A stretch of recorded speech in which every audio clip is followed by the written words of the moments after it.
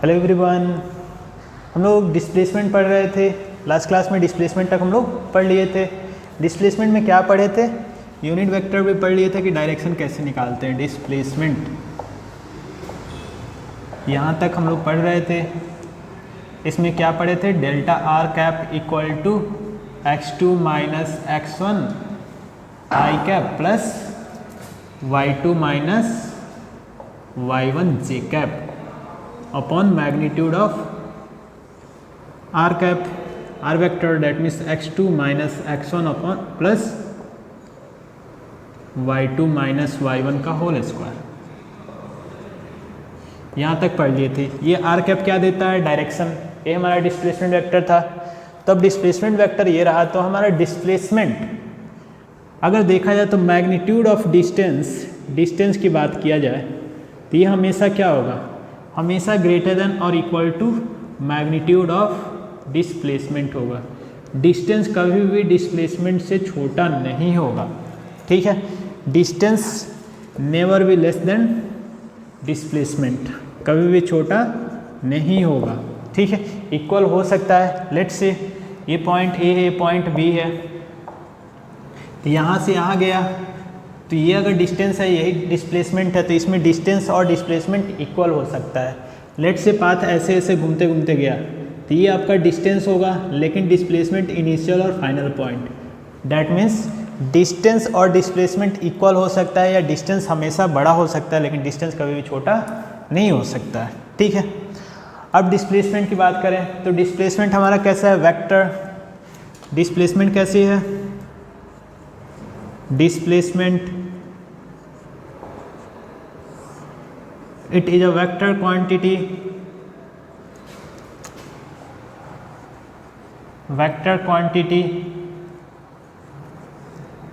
अगर वेक्टर है तो पॉजिटिव निगेटिव जीरो भी हो सकता है, ठीक है। It may be positive, negative और जीरो।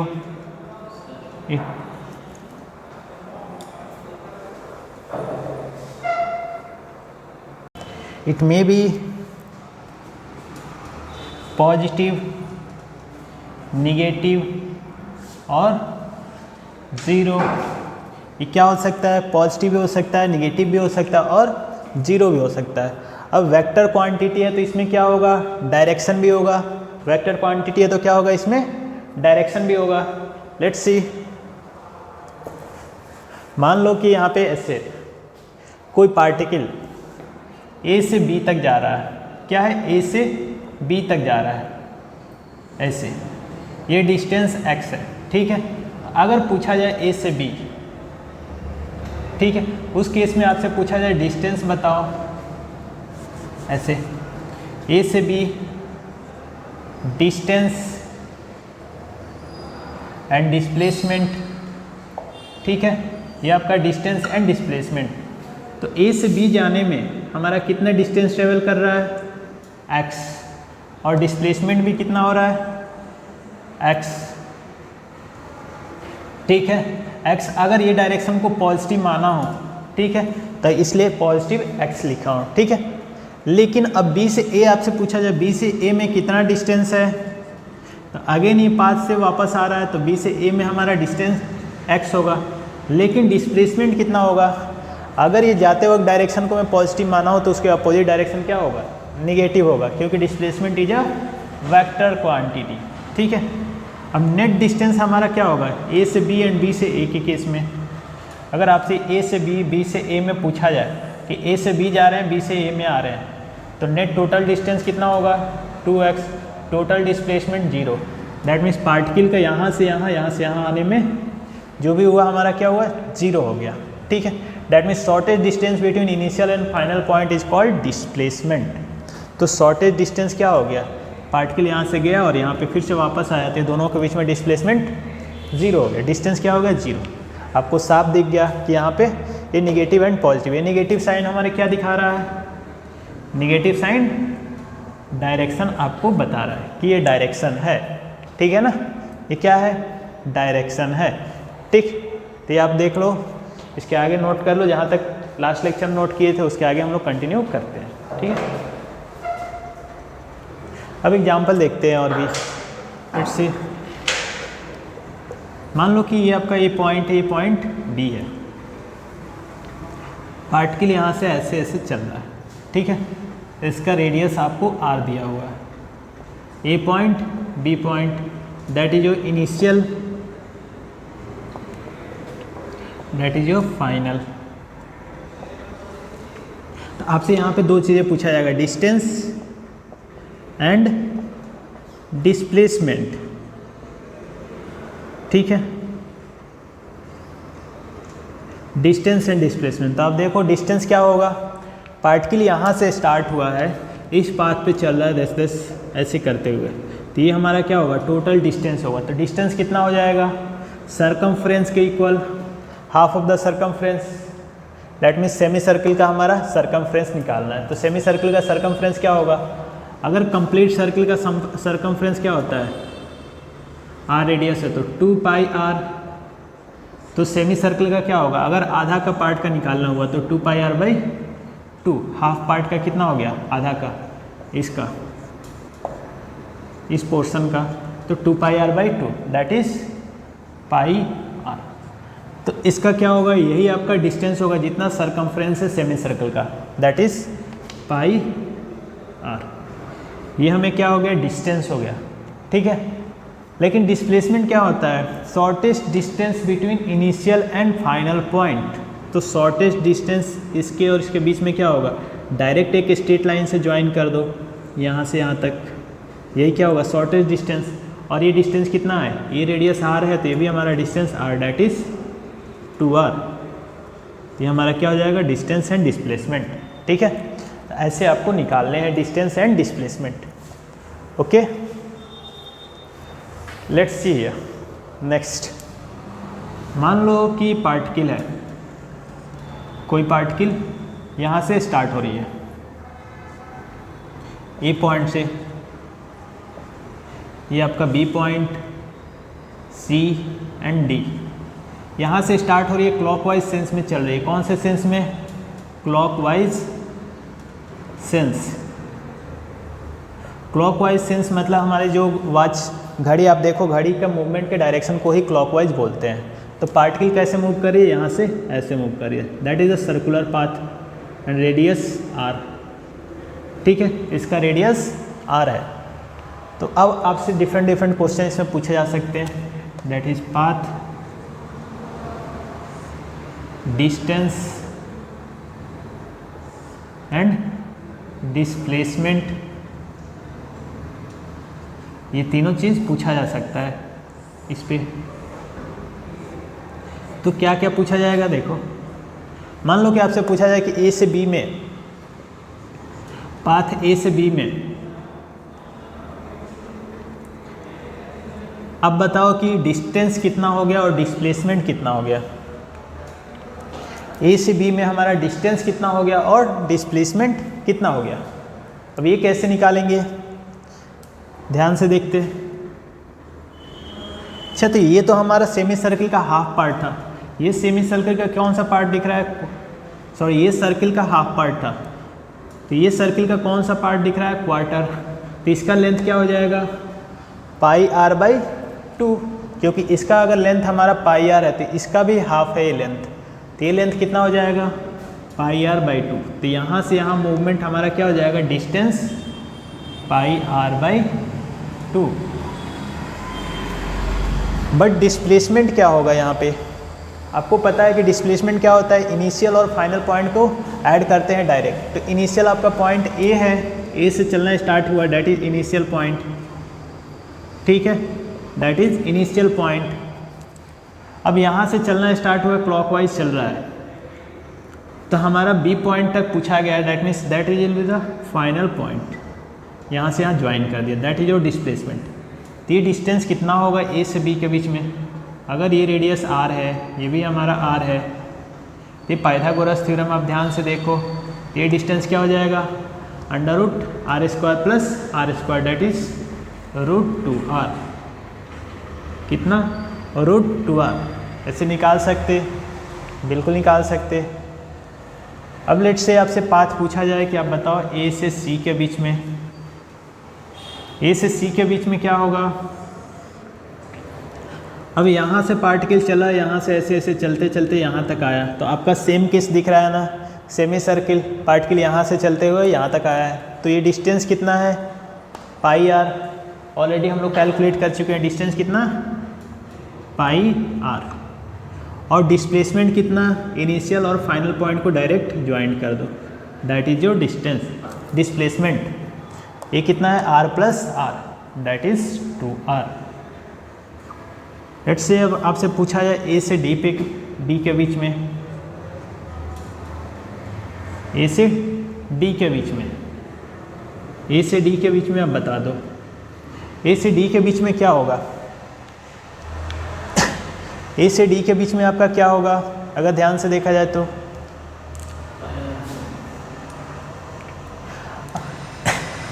ए से डी के बीच में ये हमारा ऑलरेडी पाई आर प्लस ये डिस्टेंस कितना होगा पाई आर बाई 2, जितना ये है यहाँ पे 3 पाई आर बाई 2 ऐड हो रहा है ना, एक pi R by 2, pi R by 2 and pi R by 2, तो डिस्टेंस हमारा कितना हो जाएगा pi R by 2, that means 3 pi R by 2, 3 times add हो रहा है ना, यहाँ से यहाँ चला पार्टिकल, फिर यहाँ से यहाँ चला, फिर यहाँ से यहाँ तक चला है, तो कितने टाइम्स ये डिस्टेंस आप निकाल चुके हो कि ए से बी जाने में कितना डिस्टेंस है pi R by 2। Same distance B से सी और सी से डी सेम डिस्टेंस है, that means 3 pi R by 2। और डिस्प्लेसमेंट क्या होगा, डिस्प्लेसमेंट तो आपको पता है इनिशियल और फाइनल पॉइंट को डायरेक्ट ज्वाइन करते हैं, इनिशियल और फाइनल पॉइंट को, तो ज्वाइन किया तो ये डिस्टेंस कितना हो जाएगा, ये आर है ये आर है, तो अगेन ये कितना हो जाएगा r√2 r, ऐसे आप निकाल सकते हो, ठीक है ना।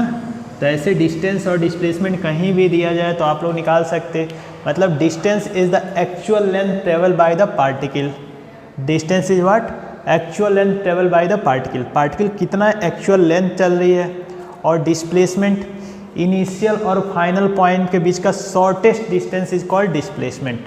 इनिशियल और फाइनल पॉइंट ये रहा तो डायरेक्ट यहाँ से यहाँ ज्वाइन किया, ये डिस्टेंस निकाल लिया, दैट इज द डिस्प्लेसमेंट, ठीक है। ये आप नोट डाउन कर लो, ये हमारा क्या हो गया डिस्टेंस एंड डिस्प्लेसमेंट। अब हम लोग देखते हैं एवरेज स्पीड, ठीक है, डिस्टेंस हो गया, हमें एवरेज स्पीड की बात करते हैं, ठीक है ना। अब एवरेज स्पीड अगर आपसे पूछ दिया जाए, स्पीड, ठीक है, तो उसको कैसे निकालेंगे एवरेज स्पीड, यहाँ पे ध्यान से देखना है। एवरेज स्पीड क्या होता है हमारा, वी एवरेज, स्पीड हमारा क्या होता है स्केलर क्वांटिटी, अगर स्केलर है तो इसमें क्या होगा एवरेज, टोटल डिस्टेंस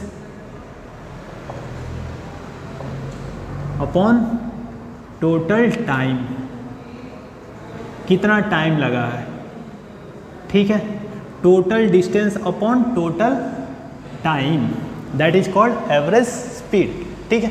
इसे हम लोग क्या बोलेंगे एवरेज स्पीड, ठीक है। अब एवरेज स्पीड हमारी क्या होती है, स्केलर क्वांटिटी स्पीड है, तो स्पीड है तो इसकी ये कैसे हो जाएगी, इट इज स्केलर क्वांटिटी।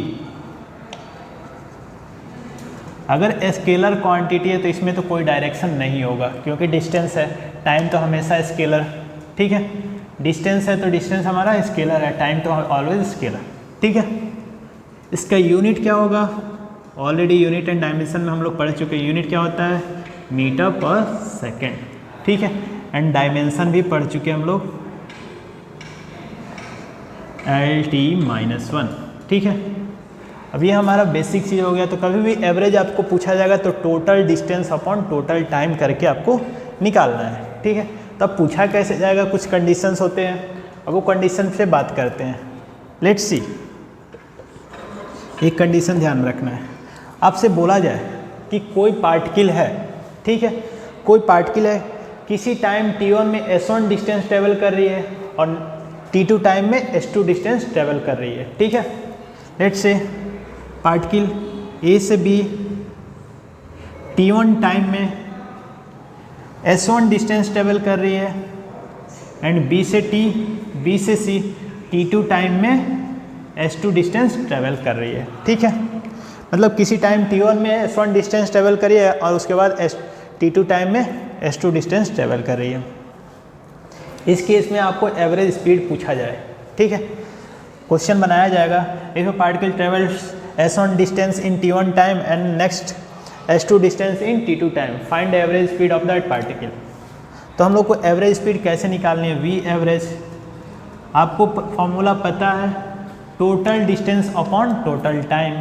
तो टोटल डिस्टेंस यहाँ पे कितना है, s1 plus s2, total distance s1 plus s2, total time t1 time plus t2 time, ठीक है। मीन्स आपसे बोला जाए कि let say if a particle move 10 metre in 2 second and next 10 metre in 3 second, तो फाइंड द एवरेज स्पीड। तो आप क्या करोगे, 10 plus 10 upon 2 plus 3 that is equal to 20 upon 5 that is 4 metre per second. तो ऐसे आपको average निकाल लेनी है, ठीक है ना। लेट्स से नेक्स्ट कंडीशन में अगर बोला जाए a particle move s1 distance with v1 speed, s1 distance with v1 speed and next s2 distance with v2 speed, okay. s1 distance with v1 speed and next s2 distance with v2 speed, then calculate the average speed of that particle. अब इस case में average कैसे निकालेंगे, again average speed equal to total distance upon total time. Total distance आपके पास s1 plus s2 है, ठीक है, लेकिन टोटल टाइम तो पता नहीं है, यहाँ पे टाइम तो दिया नहीं हुआ है, तो टाइम कैसे निकालेंगे। अब आपको टाइम इक्वल टू आपको पता है कैसे निकालते हैं, डिस्टेंस अपॉन स्पीड, यही तो होता है टाइम। टाइम क्या होता है, कितने डिस्टेंस चले और किस स्पीड से चले, वही टाइम होता है। तो s1 डिस्टेंस v1 स्पीड से चला है, तो क्या यहाँ पे टाइम निकल सकता है t1 s1 बाई v1, यहाँ पे t2 निकल सकता है s2 बाई v2। तो टोटल टाइम क्या होगा, t1 plus t2 that is s1 plus s2 upon s1 by v1 plus s2 by v2। v average निकाल सकते हैं इसे, लेकिन क्वेश्चन में कभी कभी हो जाता है इसमें कि क्वेश्चन में बोलता क्या है कि let a particle travel v1 speed with half of distance, या let a particle travel half of the distance with v1 speed and next half of the distance with v2 speed. मतलब distance क्या कर दिया, equal. अगर मैं बात करूं यहाँ पे कॉन्सेप्ट के बारे में थोड़ा सा, कि अगर डिस्टेंस आपका इक्वल हो गया s1 एंड s2, तो एवरेज स्पीड क्या करेंगे, v average equal to s1 s2 equal to s मान लिया, तो s plus s upon v1 plus s upon v2 that is 2s upon s, इसमें से कॉमन कर लिया, v1 plus v2 upon v1 v2, s cancel that is 2v1 v2 upon v1 plus v2, ऐसे होगा। अगर distance same है तो direct velocity का मल्टीप्लाई करके फिर डिवाइड कर दो ऐड करके इंटू 2, ठीक है। तो आप डायरेक्ट ऐसे यूज कर सकते हो। लेट से जैसे पूछा जाए if a particle travel half of the distance with 10 metre per second and next half of the distance with 5 metre per second, तो आपका क्या होगा, average speed, find the average speed. तो अब क्या करोगे, 2 इंटू, अगर डिस्टेंस इक्वल मिल गया तो क्या करेंगे, 2 इंटू 10 इंटू 5 अपॉन 10 प्लस 5, ठीक है। तो आप डायरेक्ट कर सकते हो 100 अपॉन 15, तो आप इसको सिंप्लीफाई कर सकते हैं, ठीक है। तो ये आपका तरीका हुआ। नेक्स्ट देखते हैं, ये आप नोट करो, फिर से नेक्स्ट देखते हैं। नेक्स्ट केस में देखते हैं, लेट्स सी। मान लीजिए बोला जाए particle travel t1 time, A particle travel with v1 speed in t1 time and next v2 speed in t2 time. t1 time तक v1 स्पीड से चल रहा है, नेक्स्ट t2 टाइम तक v2 स्पीड से चल रहा है। Then find average speed, again average speed.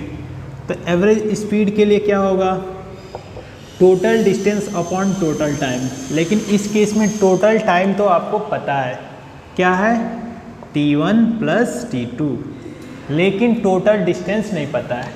तो डिस्टेंस हम लोग कैसे निकालते हैं, वेलोसिटी इनटू टाइम। डिस्टेंस कैसे निकालते हैं, वेलोसिटी इनटू टाइम, कितने स्पीड से चल रहे हैं और कितना टाइम लगा, अब कर लिया तो डिस्टेंस कवर हो गया। ठीक है, तो यहाँ पे डिस्टेंस निकालना हुआ s1, तो v1 t1, और s2 निकालना हुआ तो v2 t2। तो टोटल डिस्टेंस हम लोग क्या लिख सकते हैं, s1 प्लस s2। ठीक है, अब s1 क्या है, v1 t1 plus v2 t2 upon t1 plus t2, that is v average. ठीक है, v एवरेज। अगर इसमें भी कॉन्सेप्ट की बात करें तो बोला जाए ए particle travel half of the time with v1 speed and next half of the time with v2 speed. Means half of the time अगर बोला जा रहा है, मतलब दो इक्वल टाइम बोला जा रहा है, half of the time and half of the time. अगर इक्वल टाइम की बात किया जा रहा है तो कॉन्सेप्ट की बात करें, अगर special case, that means t1 equal to t2 equal to let say t। ठीक है, इस केस में क्या होगा, यहाँ पे t रख देते हैं सब जगह, तो v average equal to v1 t v2 t upon t plus t। इसमें से t कॉमन करते हैं, v1 plus v2 into t upon 2t, that is cancel out, so v1 plus v2 by 2। ठीक है ना। तो कभी भी अगर क्वेश्चन पूछ दिया जाए कि a particle travels 10 meter per second in half of the time and next half of the time with 15 meter per second, calculate the average speed। तो आप क्या करोगे, डायरेक्ट टाइम वहाँ पे समझ में आ गया कि इक्वल है तो डायरेक्ट 10 प्लस 15 बाई 2 कर दो, नथिंग एल्स। आपको क्या करना है, टाइम अगर इक्वल दिख गया कि टाइम इक्वल है यहाँ पे, ठीक है, बस डिस्टेंस डिफरेंट, स्पीड डिफरेंट दिया गया, तो आप क्या करो v1 plus v2 by 2 direct, तो एवरेज स्पीड आपको मिल जाएगा। ठीक है ना। अब एक क्वेश्चन करते हैं इस पर, वो क्वेश्चन देखते हैं। ठीक है, ये आप नोट डाउन कर लो, उसके बाद एक क्वेश्चन लिखते हैं, उसको करते हैं, ये नोट कर लो पहले।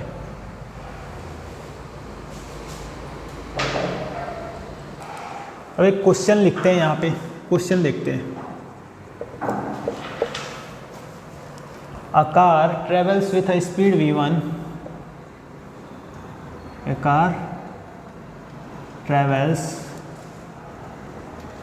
with a speed v1 from A to B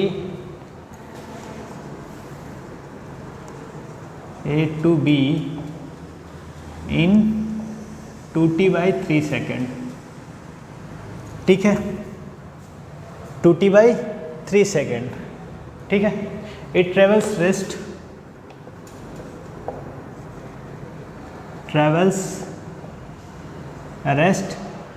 B to C in remaining time। क्या है, in remaining time, total time अब क्या है, द टोटल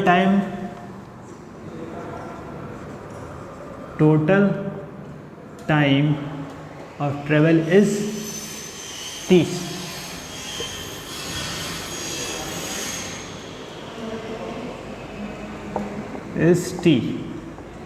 t सेकेंड। ठीक है, calculate the average speed of the car, calculate the average speed of the car from A to C। ठीक है, या calculate the average speed of the car to complete the journey.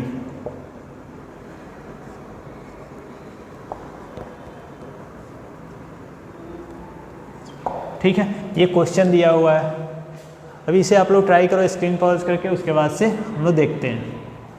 ठीक है, चलो देखते हैं इसका सॉल्यूशन कैसे करेंगे। अब एवरेज स्पीड पूछा गया इसमें भी, तो आप डायग्राम बना लो। कभी भी अगर ऐसा क्वेश्चन दिया जाए तो थोड़ा सा सोचो आप डायग्राम के बारे में कि क्या कहना क्या चाह रहा है। तो बोला गया है ए से बी हमारा v1 स्पीड में चल रहा है, ठीक है। रेस्ट हमारा क्या चल रहा है, b to c in remaining time, इसका स्पीड नहीं दिया हूँ, it travels rest b to c in remaining time with v2 speed लिख लो यहाँ पे थोड़ा सा, विथ v2 स्पीड, ठीक है ना, या आप यहाँ पे लिख लो क्योंकि नेक्स्ट हमारा नहीं दिया हूँ, v2 स्पीड से, ठीक है। The total time of travel is t second. तो क्या करेंगे, लेट्स सी, ए से बी तक v1 स्पीड से चल रहा है, टाइम कितना ले रहा है 2t/3। बी से सी तक v2 स्पीड में चल रहा है और टाइम पता नहीं, पता है रिमेनिंग टाइम लिखा हुआ है ना, रिमेनिंग विथ v2 स्पीड। तो हमारा क्या है, v2 स्पीड में कितना रिमेनिंग है, 2t/3 में इधर चल रहा है, तो यहाँ पे कितना है, टोटल टाइम t है, तो इसमें कितना लगा होगा, t - 2t/3 that is t/3। ये अगर निकल गया तो अब एवरेज स्पीड कैसे निकालते हैं, v एवरेज, यहाँ पे remaining time with v average क्या होता है, total distance upon total time. Total time आपके पास कितना है, ऑलरेडी गिवन है t है, लेकिन टोटल डिस्टेंस नहीं पता है। टोटल डिस्टेंस आप कैसे निकालोगे, निकाल लो, s = s1 = 2t/3 into v1, s2 = t into v2/3, ठीक है। तो यहाँ पे आप लिख लो s1 प्लस s2, ये हमारा क्या हो गया, टोटल डिस्टेंस। अब s1 s2 की वैल्यू रख देते हैं, 2t v1/3 plus t v2/3 upon t, ठीक है। ये हमारा हो गया, ठीक है। ये देख लेते हैं, तो यहाँ पे t कैंसिल आउट, हमारा कितना हो गया, 2v1 plus v2/3 that is your v average. ऐसे लिख सकते हैं क्या, ऐसे लिख सकते हैं ना, ये समझ में आ रहा है, v एवरेज हम लोग ऐसे कैलकुलेट कर सकते हैं, ठीक है। तो ये आपको क्लियर होना चाहिए कि v average that means total distance upon total time. यहाँ पे क्वेश्चन सही कर लेना आप लोग, remaining time with v2 speed, ठीक है। तो आपका क्या है, total distance upon total time, इस तरह करके हमें v एवरेज निकाल लेना है, ठीक है, नोट डाउन कर लो। अब देखते हैं हम लोग इंस्टेंटेनियस स्पीड, इंस्टेंटेनियस स्पीड, ठीक है। इंस्टेंटेनियस आपको समझ में आ रहा है, इंस्टेंट से किसी भी इंस्टेंट की बात किया जा रहा है, ठीक है, किसी भी इंस्टेंट पे बात किया जा रहा है। तो इसका क्या मतलब हुआ, it is the rate of change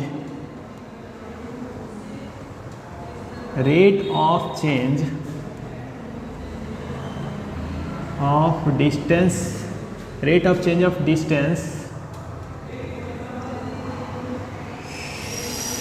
with respect to